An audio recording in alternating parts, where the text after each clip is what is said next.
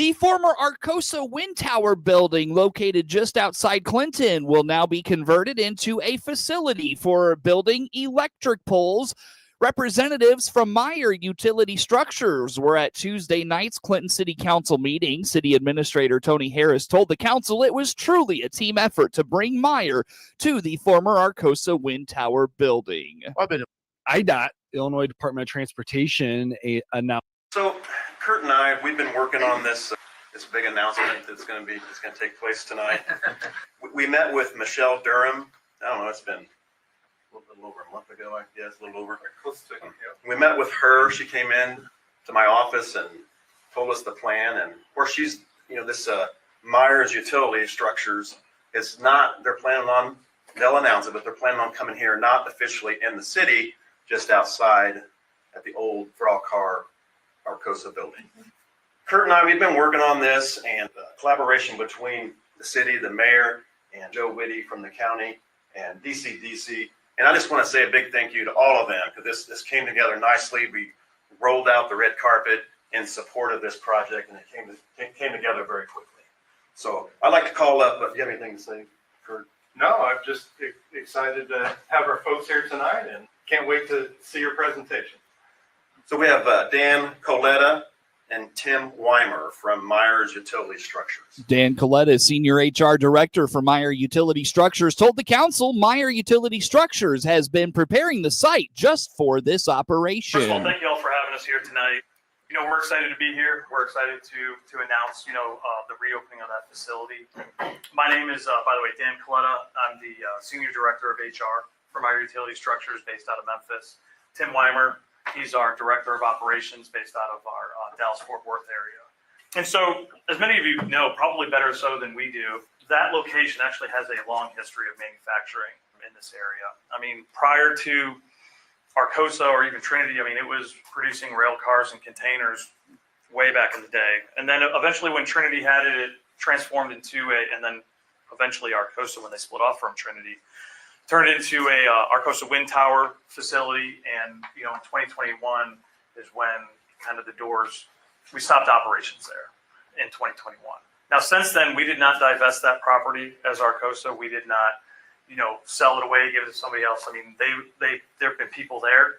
They've been investing in that property. And just for this opportunity that we're kind of bringing today, which is to it was either going to be something with Wind Tower or something else, and we decided to do Meyer Utility Structures there. We're going to kind of get into what Meyer Utility Structures does, manufactures. But, I just want to say that, thank you to you guys, with open arms, bringing us on board, and then also giving us an opportunity to speak here tonight, because eventually we'll do hiring events, and we're going to be doing, really a big ramp up as we move on. We're not ready for that yet, but we did want to make sure we got in front of y'all and did this announcement.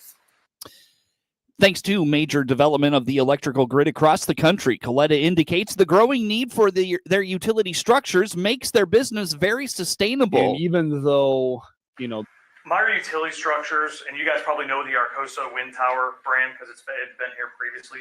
We're all under the same parent company, which is the brand name Arcosa, right? And so I have this slide, and I put this up here just because, it's a very big company that is very established, very stable. And so you can kind of see, we do $2.3 billion in revenue, 159 in net income, have over 6,000 employees across the U.S. and in Mexico. And we have 3 infrastructure related segments, right? We have our construction segment, we have our engineered structure segment, which is what Meyer and Wind Tower are part of, and then transportation products. So Meyer Utility Structures. So what do we do? So Meyer Utility Structures, so we're a leader in the transmission and distribution pole manufacturing. So essentially, we support the electrical grid, and as hopefully, if you don't know, you guys will know that the electrical grid is growing by leaps and bounds. There is a lot going on there, and which makes our business extremely stable. And it's a good business. We're a growing business. The reason we're coming to Clinton is because we need more capacity, and there's not enough capacity out there to produce transmission and distribution poles across the country.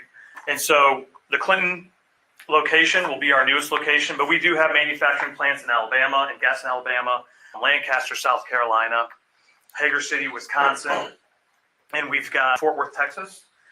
And then we also have our Mexico facilities, and we also do concrete poles in addition to our steel poles in Bay Minette, Alabama, and in southern Florida, in Fort Pierce. Coletta indicates the structures offered by Meyer range from types and heights. He expresses the excitement of Meyer to be coming to Clinton. A local law enforcement official is taking time this week to remind seniors of how to stay safe physically and financially. DeWitt County Sheriff Mike Walker will be presenting at this week's TRIAD Senior Academy in Clinton on the importance of being mindful of scams that continue to impact seniors across the country. I've been involved with it for quite a while, and the big thing is starting Wednesday, we will be having our Senior Academy for the next 3 Wednesdays. So the 8th, the 15th, and 22nd.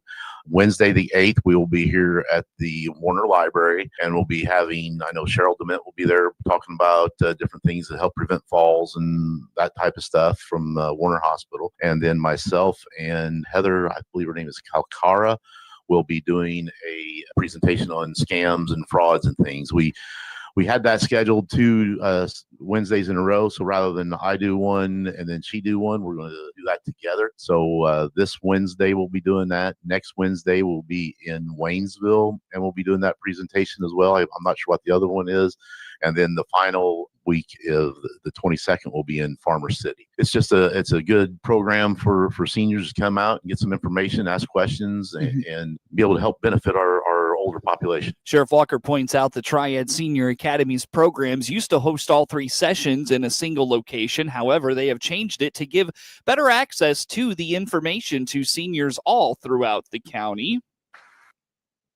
I think last year was the first year that they spread it around like that. It used to be all 3 Wednesdays were, one year they did all 3 Wednesdays in Clinton, then another year they do all 3 Wednesdays in Farmer City. So a couple of years ago, they decided they were going to use 3 different venues. That way we could reach more seniors, because, you know, the people in Waynesville may not drive to Clinton. People in Clinton may not drive to Farmer City. Farmer City may not drive to Waynesville, that type of thing. So my feelings is by doing that, we're going to be able to reach more people, because we're going to hit people in Waynesville, that area. They may come to Clinton. If they do, that's great too. Hit the people in Clinton and the surrounding areas, you know, maybe Kenny, Lane, DeWitt, that type of thing. And then in Farmer City, we're going to hit the Farmer City area. So we're going to, by doing that, I think we're able to hit a larger number of people. I think one of the things is years ago it started, and it's just grown. I think the number of people who are involved now has grown.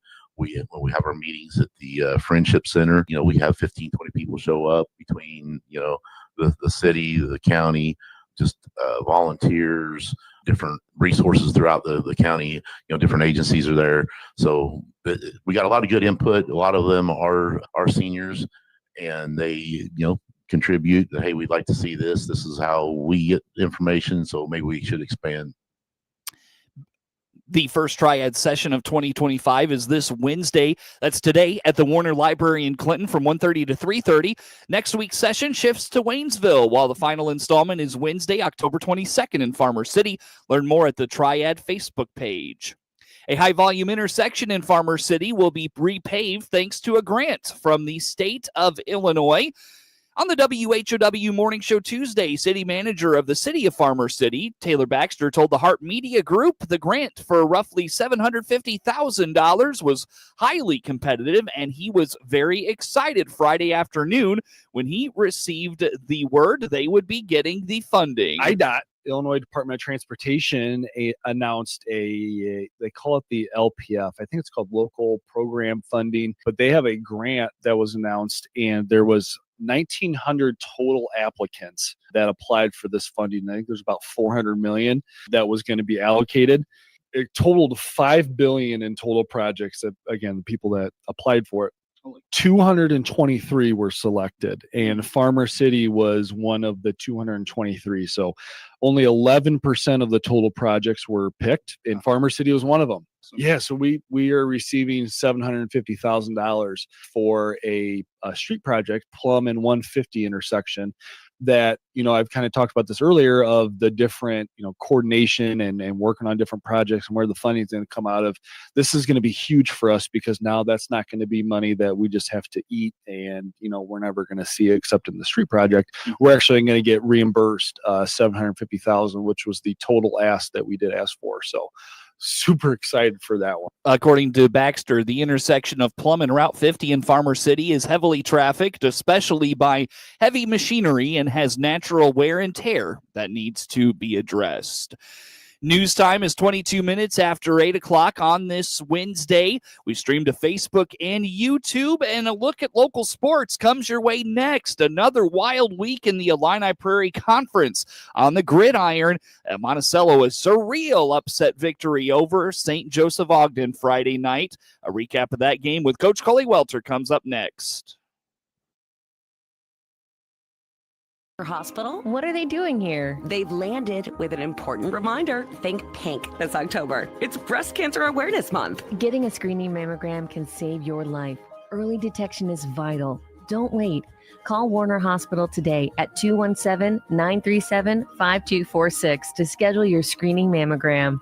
Warner Hospital. Quality care. Close to home. The WHOW Morning Show is now video streamed live on the WHOW WEZC DeWitt DailyNews.com Facebook page and on the new WHOW TV YouTube channel. Watch Morning Show host Seth Lawrence interview guests live, as well as watch archived video podcasts of any interview you missed. Whether on Facebook or YouTube, we're providing 2 more ways that Central Illinois' local news station, WHOW, delivers compelling content for you.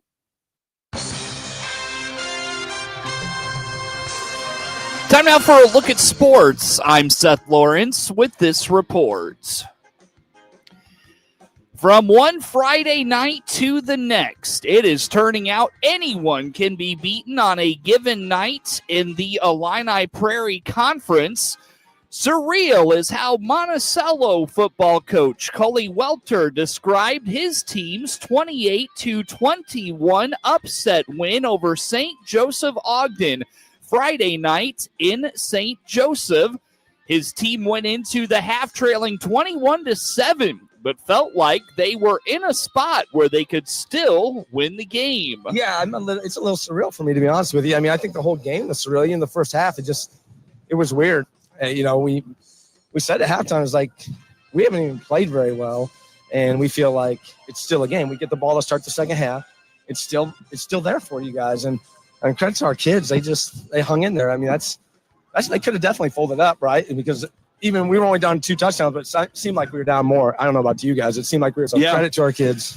Kind of the way the season's played out, there was just a lot of near misses here and there. I did think we executed better, but second half, I just feel like we've shown we can run the ball a little bit this year, and that's so huge, and Nolan, talking about him, I mean, that guy's got 2 AC sprains in his shoulders, and we have actually considered, should we even let him go tonight, and he's not going to let you not let him go, but right. I mean, he just gutted it out tonight and had a great game. A decisive 48-yard run by Maddox Utley put Monticello ahead for good in the fourth quarter, but the sophomore made some tremendous plays on the defensive side of the football, and Coach Welter credits his young players' instincts on that side of the ball. And he's just football. I mean, we said it before, he's just a stinking football player, I mean, he finishes on defense, he closes out, he keeps his feet going on offense, he runs with low pad level, he's fast, he's strong, he's a little nutty, he's everything. No, he's just a natural kid, but I will say I don't think I got on him. Now, I didn't ask him to do as much except for carry the ball tonight, but